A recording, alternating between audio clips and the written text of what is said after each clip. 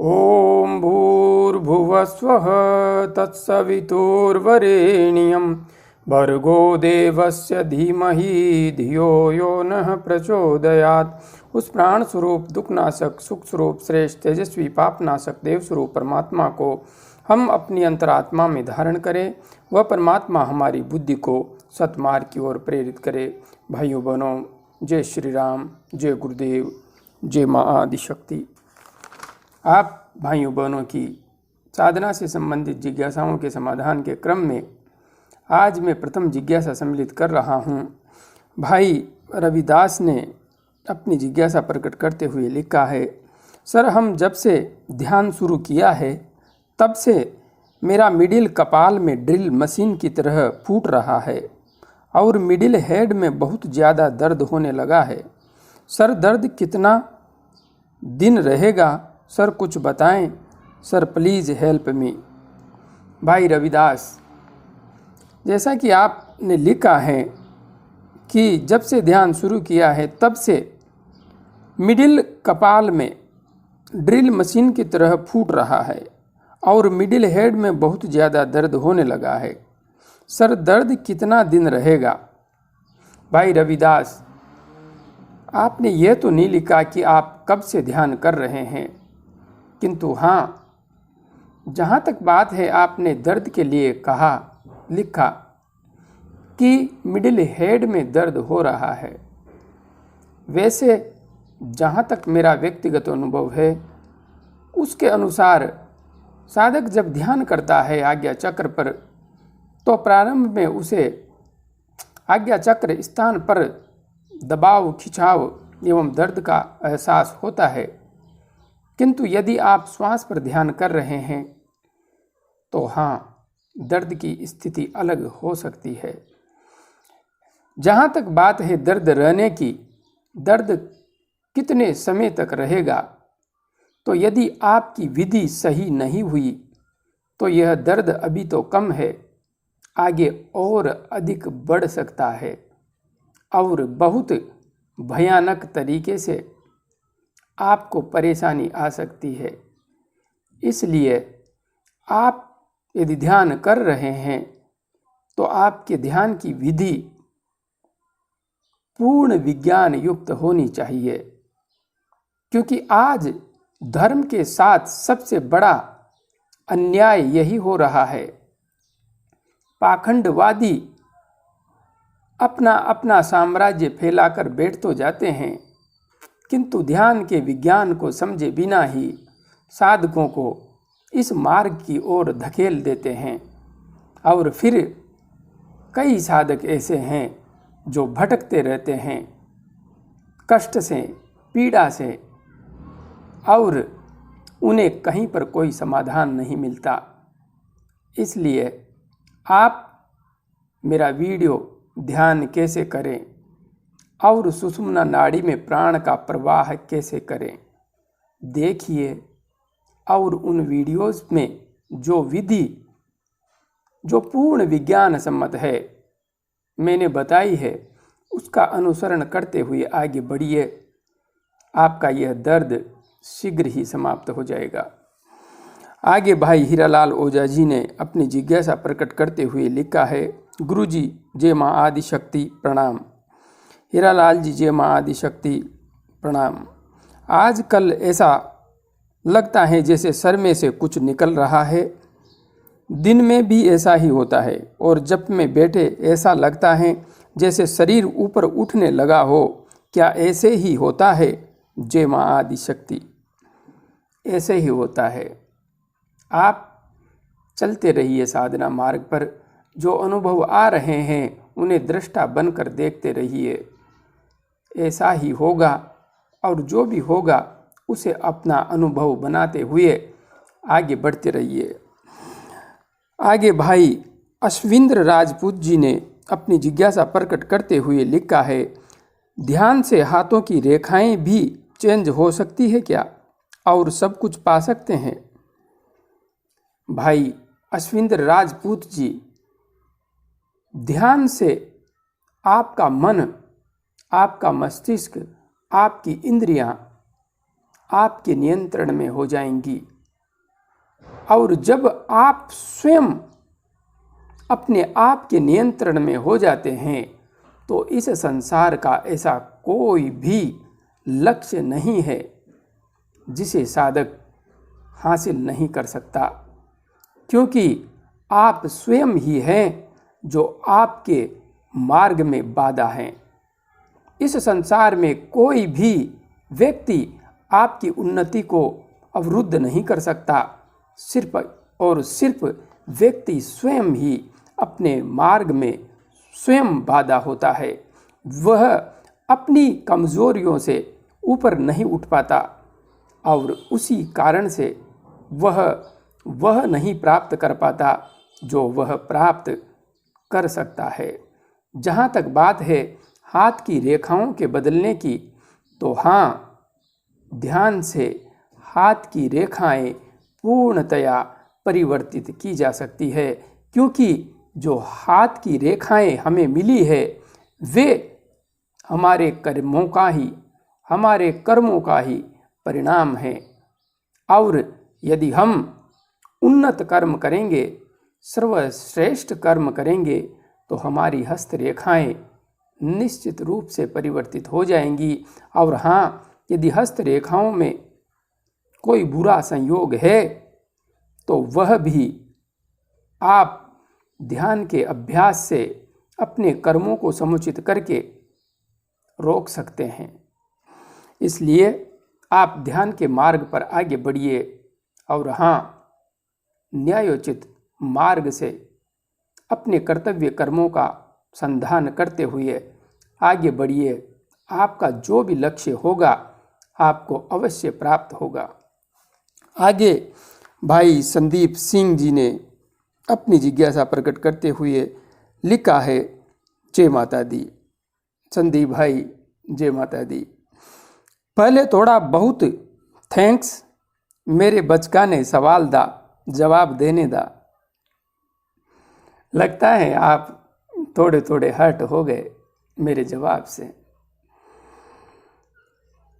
दिल पर लेने की आवश्यकता नहीं है, कभी कभी मैं ऐसे जवाब दे देता हूँ। जिद्दा तुसी कह रहे हो कि साधक ਨੂੰ आत्मा ਦਾ स्वरूप दिख रहा है कि इस इनू अपनी साधना सफल माने जा सकता है, ते यह भी दसियो कि साधक दी साधना कित्ते तक पहुँच गई है। प्लीज़ मैनू उम्मीद है कि तुसी इस सवाल का जवाब जरूर देवोगे।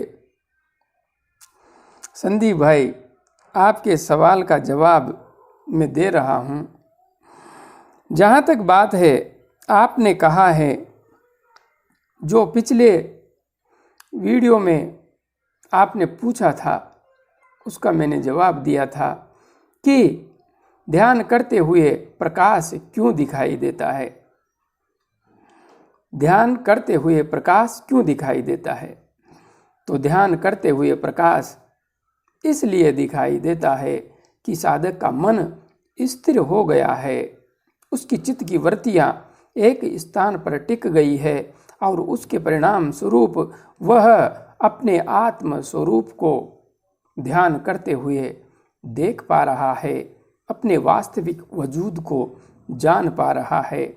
आपने यहाँ पर पूछा है कि यदि आज्ञा चक्र पर या ध्यान करते हुए किसी भी चक्र पर प्रकाश दिखाई देता है तो क्या यह सफलता का सूचक है, साधक की सफलता का सूचक है? तो स्पष्ट रूप से यह साधक की सफलता का सूचक है। साधना के मार्ग में साधक सफलता से आगे बढ़ रहा है। इसलिए आपको यदि ऐसा अनुभव हो रहा है तो आप सफलता के सोपान की ओर आगे बढ़ रहे हैं। निरंतर साधना मार्ग पर आगे बढ़ते रहिए।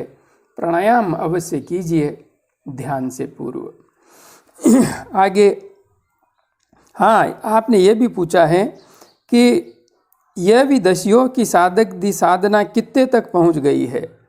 यदि आपको प्रकाश आज्ञा चक्र पर ध्यान करते हुए स्पष्ट रूप से पूर्ण विस्तार से दिखाई दे रहा है तो फिर स्पष्ट है आपकी चेतना आज्ञा चक्र तक पहुंच गई है। हाँ, बिल्कुल, यदि स्पष्ट रूप से ध्यान लगाने पर आपको स्पष्ट प्रकाश दिखाई देता है। तो आगे भाई मस्ती के दिन ने अपनी जिज्ञासा प्रकट करते हुए पूछा है, गुरुजी प्रणाम। प्रणाम बंधु प्रणाम। मैं ओमकार मंत्र का जप करता हूँ, क्या इस मंत्र को सिद्ध कर सकते हैं? भाई मस्ती के दिन जी, आप ओमकार मंत्र का जप करते हैं, क्या इस मंत्र को सिद्ध कर सकते हैं? बिल्कुल कर सकते हैं। वैसे तो ओमकार मंत्र तो अपने आप में सिद्ध ही है, बस आप जैसे जैसे साधना के मार्ग पर आगे बढ़ेंगे वैसे वैसे आपका शरीर सिद्ध होगा। मंत्र तो प्रत्येक सिद्ध ही होते हैं, किंतु हमारा अंतस्थ, हमारी नाड़ियाँ, हमारा शरीर सिद्ध नहीं होता। मंत्र के प्रभाव से, मंत्र की ध्वनि के प्रभाव से, उसके कंपनों के प्रभाव से हमारे व्यक्तित्व में, हमारे शरीर में, हमारी नस नाड़ियों में उस मंत्र की शब्द शक्ति गूंजने लगती है और इसी को हम सिद्धत्व नाम से संबोधित करते हैं। इसलिए आप सिद्ध कर सकते हैं। अगर सिद्ध कर सकते हैं तो इस मंत्र का जप करने का नियम क्या है? आप गायत्री संध्योपासना की पूर्ण विधि को समझिए। मैंने वीडियो बना रखा है, उस वीडियो के अनुसार आप सारी की सारी विधि अच्छी तरह से समझ सकते हैं। और यदि आपको कोई परेशानी होती है तो जो नंबर वीडियो के पीछे दिए हुए हैं वहाँ पर कमेंट करके आप गायत्री संध्योपासना की विधि के लिए निवेदन कर सकते हैं। आपको व्हाट्सएप के माध्यम से सेंड कर दी जाएगी। हाँ, उस विधि को समझ करके, सीख करके आप पहले ओमकार के साथ गायत्री महामंत्र की कम से कम एक माला अवश्य करें और आप बाद में ओमकार का नादमय जप करें। ओमकार शब्द ब्रह्म है, अवश्य अवश्य सिद्ध होगा।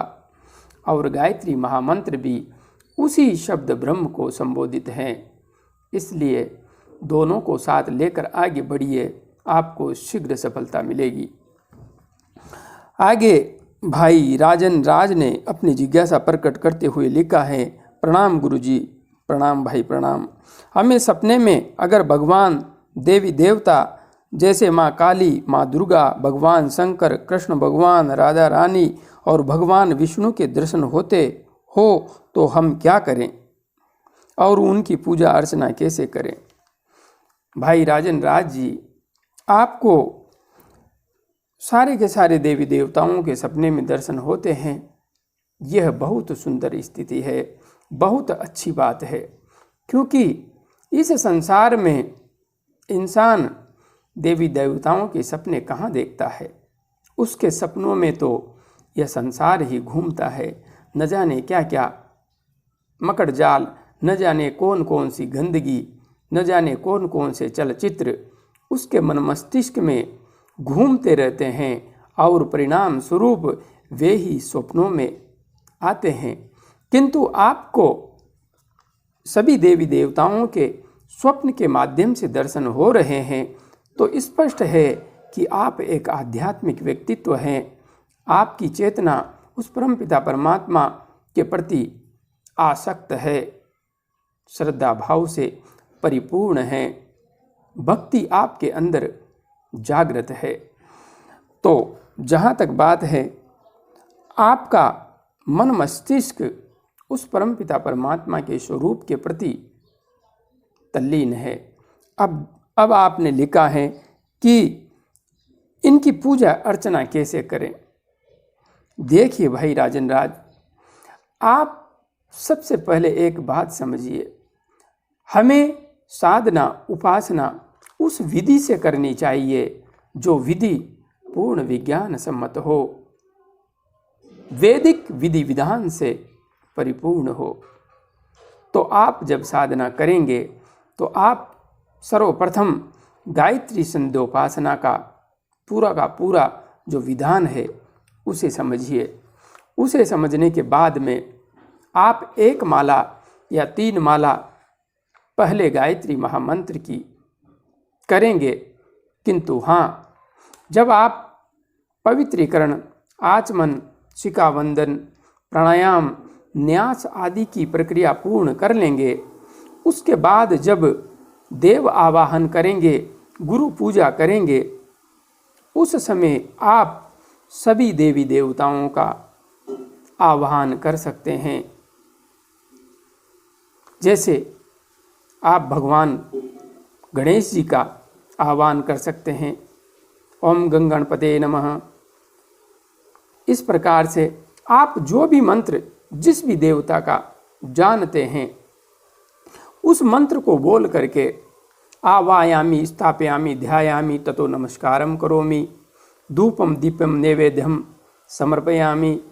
आपके पास जो भी वस्तुएं हैं, जो भी तिलक हैं तो तिलक लगा सकते हैं, आपके पास चावल है तो चावल समर्पित कर सकते हैं, पुष्प हैं तो पुष्प समर्पित कर सकते हैं। सभी देव देवताओं को उनका एक एक मंत्र या स्तोत्र या श्लोक जो भी आपको आता हो उसको बोल करके सर्वप्रथम भगवान गणेश जी की पूजा कर लें, फिर माँ दुर्गा की, माँ गायत्री की, माँ सरस्वती की, माँ लक्ष्मी की, जिनकी भी पूजा आप करना चाहें, सभी देवी देवताओं की पूजा इस तरीके से आप कर सकते हैं। और हाँ, जब पूजन समाप्त हो जाए तो शांति से आज्ञा चक्र पर ध्यान लगाते हुए आप गायत्री महामंत्र की कम से कम 1 माला अवश्य करें। श्रेष्ठ होगा 3 माला तो करें ही करें। और वहाँ जो कुंडलिनी जागरण करना चाहते हैं उनका नियम कुछ अलग है, इसलिए उन्हें तो प्रारंभ में ही 3 से 5 माला करनी ही चाहिए। इस प्रकार से आप पूजन कर सकते हैं। विशेष रूप से यदि गायत्री संध्योपासना की विधि आप समझना चाहते हैं तो आप जो वीडियो के पीछे मोबाइल नंबर दिए जाते हैं उनमें कमेंट करके पूरी साधना विधि मांग सकते हैं। वहाँ पर आपको व्हाट्सएप के माध्यम से सेंड कर दी जाएगी, या फिर मेरा वीडियो है कुंडलिनी जागरण की वैदिक विधि, उस वीडियो को आप देखिए, उसमें मैंने सब कुछ समझा रखा है स्पष्ट रूप से। आज के लिए इतना ही। जय गुरुदेव, जय माँ आदिशक्ति।